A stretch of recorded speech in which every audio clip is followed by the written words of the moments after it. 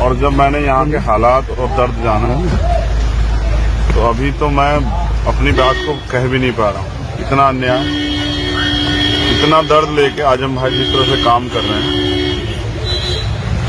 तो मैं समझता हूँ कि अगर ऐसे अन्याय के समय में भी मैं चुप रहता और अपने ही काम में लगा रहता तो मुझसे बहुत बड़ा जो है अपराध हो जाता। मैं यहाँ इसलिए हूँ कि जब मैंने इस आंदोलन में को मैंने ज्वाइन किया अन्याय के खिलाफ लड़ने के, तो मैंने इस उम्मीद के साथ और इस विश्वास के साथ खुद से ये तय किया था कि जहाँ कहीं जुल्म जाति अत्याचार होगा मैं वहाँ लड़ूंगा। और अब मैं समझता हूँ कि आज अगर मुल्क में सबसे ज्यादा मेरी कहीं जरूरत है तो आज रामपुर में। क्या आपके यहाँ से बसपा का कोई जुड़ेगा यहाँ पर? मैं समझता हूँ कि लोग इस अन्याय को देख रहे हैं और वो खुद जो है इस अन्याय के खिलाफ बिगुल बजाएं, क्योंकि यहाँ लोकतंत्र की हत्या हो रही है। बड़ी तादाद में हत्या की वजह से ये जो डर का माहौल बना गया, लोग चुप हैं। जिस सीबीआई ईडी इनकम टैक्स से जो है सरकार डराती है, उनमें से कोई भी एक भी हथियार मेरे ऊपर काम नहीं आएगा। तो मेरी आवाज कत्ल करके दबाई जा सकती है, इसके अलावा और कोई तरीका नहीं। मैं यहाँ इसलिए हूँ कि लोगों की जो उम्मीद कमजोर पड़ गई है, जो डर का माहौल बहनों में बना, मैं उनको विश्वास दिलाऊं कि ये डर का माहौल सिर्फ इसलिए बनाया जा रहा है कि आप अपनी वोट का प्रयोग न कर पाए। अच्छा आजाद जी, आपका टाई अप जो है असदुद्दीन ओवैसी की पार्टी से भी है और आजम खान से आज आपने मुलाकात की है। क्या कोई ऐसा तीसरा मोर्चा बन सकता है जिसमें ओवैसी और आजम खान साथ आए? अब ये आप जो है उनसे पूछ लीजिएगा। मैं तो मोर्चे के लिए इस अन्याय के खिलाफ लड़ने के लिए यहाँ। आपने जिस भय की उत्तर प्रदेश में लोकतंत्र को जिस तरह से तबाह किया जा रहा है, वोट अगर व्यक्ति वोट ही नहीं डाल पाएगा तो फिर लोकतंत्र किस बात का?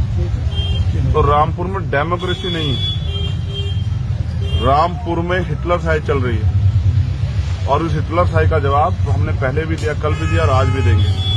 और रामपुर में मैं अपने लोगों से अपील करूंगा कि उनका वोटिंग परसेंटेज इतना हो कि इनका झूठ और इनकी जो धोखाधड़ी वो भी इस जीत को कमजोर न कर पाए, ये जीत सुनिश्चित हो।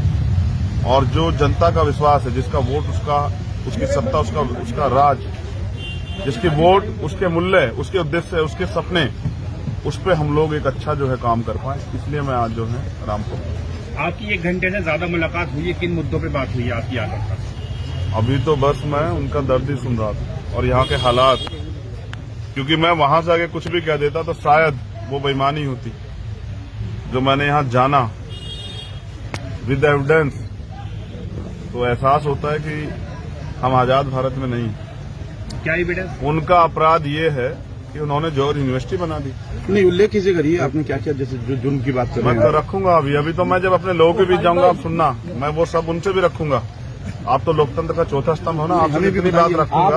आपका इतना लंबा चौड़ा बंद कमरे में आपकी दोनों की मुलाकात हुई, क्या मतलब दर्द ऐसा उन्होंने बयां किया?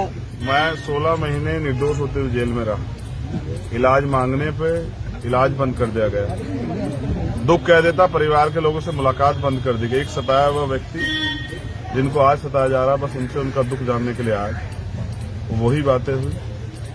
क्योंकि उनसे मेरे रिश्ते बड़े पुराने, उनका प्यार मुझे हमेशा मिलता रहा। तो अभी तो मैंने उनका दुख जाना, मैं अपने लोगों के बीच में जाकर अपील करूंगा कि जो लोकतंत्र जिस उद्देश्य से बना था, अब वो इस बार 5 तारीख को उसमें उम्मीद को बनाने में सफल है। बड़े दिग्गज नेता रामपुर में, चंद्रशेखर जी, भाजपा के सारे मंत्री, कई मंत्री रामपुर में डेरा डाले हुए हैं, बार-बार लगातार जनसभाएं कर रहे हैं। ऐसे में आजम खान साहब अकेले प्रचार कर रहे थे, अब आकर के थोड़ा सा आप आए हैं, क्या कहना चाहेंगे इसको लेकर? मैं यही कहूंगा, अगर उन्होंने काम किए होते तो शायद डेरा न डालना पड़ता, क्योंकि उन्होंने नफरत को ही बांटा, उन्होंने नफरत ही लोगों को दी है परोस के। उन्होंने रोजगार मांगने पे नौजवानों को लाठियों से पीटा। किसानों ने जब अपने लिए अधिकार के लिए आंदोलन किया तो उनको नक्सली, खालिस्तानी, आतंकवादी, पता नहीं क्या अपमानित किया, लाठियां बजाई, कीले लगा दी। जब महिलाएं अधिकारों के लिए सड़कों पे आती हैं, आंगनबाड़ी हो या आशा की बहनें, तो लाठियां बजती हैं। आपके आने से बहुजन बेरोजगारी और महंगाई चरम पे है, कोई बोलेगा नहीं। देश के प्राइम मिनिस्टर खुल के झूठ बोलते हैं, उनके मुख्यमंत्री खुल के झूठ बोलते हैं। ये सब चीजें जो जनता के दिल में है, जनता का वोट इस बात का फैसला करेगा कि ये मंत्री बड़े हैं या जनता की ताकत बड़ी है। आपके आने से बहुजन का वोट बैंक क्या बढ़ेगा इसमें? आजम खान के पुराने साथियों ने आजम खान को इस नाजुक वक्त में छोड़ के बीजेपी ज्वाइन की है, या ये पुलिस का डर है या ये अपना मुफाद है?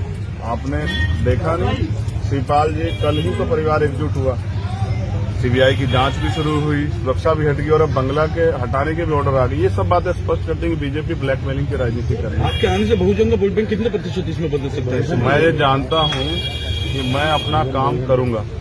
जनता को तय करना है कि इस नाउम्मीदी के समय जो नाउम्मीदी बनाई जा रही, फ्लैग मार्च करके, अन्याय करके, उनको अपनी उम्मीदों को कैसे बना के रखना है, उनको सच्चे लोकतंत्र कैसे बचाना, जहां वोट से तय होता है कि ताकत किसको मिलेगी। मैं अपना काम कर। अच्छा चंद्रशेखर जी, अभी तक दलित वोट मायावती जी के साथ रहा है, क्या कहना चाहेंगे? दलित वोट जिसको आप कह रहे हैं वो वोट नहीं है, वो लोग हैं और वो हमेशा भारतीय संविधान के साथ खड़े रहे। तो क्या चंद्रशेखर आज संविधान बचाने की लड़ाई, क्या मायावती, आज लोकतंत्र बचाने की लड़ाई, क्या मायावती जी? मैंने क्या कहा, वही वोट पहले कांग्रेस को भी जाता रहा है, वही वोट जनता दल को भी गया। जब भी इस देश में किसने तानाशाही की, इस वोट ने अपनी जिम्मेदारी अदा करके और जवाब दिया, तानाशाह को, बादशाह को उन्होंने जवाब दिया कि हम इस आजाद भारत में गुलाम नहीं हैं। और इस बार भी आप देखना, चाहे खतौली का फैसला हो, चाहे रामपुर का और चाहे मैनपुरी का, और निर्णायक है हम लोग और हमें निर्णय लेना आता है। हम फिर लोकतंत्र बचाने को आजम भाई तो इस इलेक्शन से काफी मायूस हैं, यहाँ तक कि उन्होंने आपको मना भी किया था,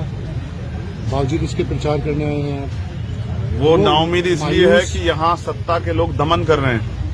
वो नहीं चाहते थे कि मुझे भी कोई आंच आए, लेकिन मैंने उन्हें बताया कि मेरे पास खोने को कुछ नहीं है और ना ही मेरी इच्छा है कुछ बनने की। मेरी एक इच्छा है कि देश के लोगों की उम्मीद जिंदा रहे, लोकतंत्र जिंदा रहे। बाबा साहब ने जिन सपनों के आधार पर अपना जीवन कुर्बान करके भारत का संविधान लिखा, उसके मूल्य उद्देश्य जिंदा रहे। और जिस तरह बीजेपी उसको बर्बाद करने का काम, सारी सरकारी सिस्टम को बेच रही है पूंजीपतियों को। मजदूर जो है भुखमरी कगार पे हैं, गरीब भुखमरी कगार पे हैं।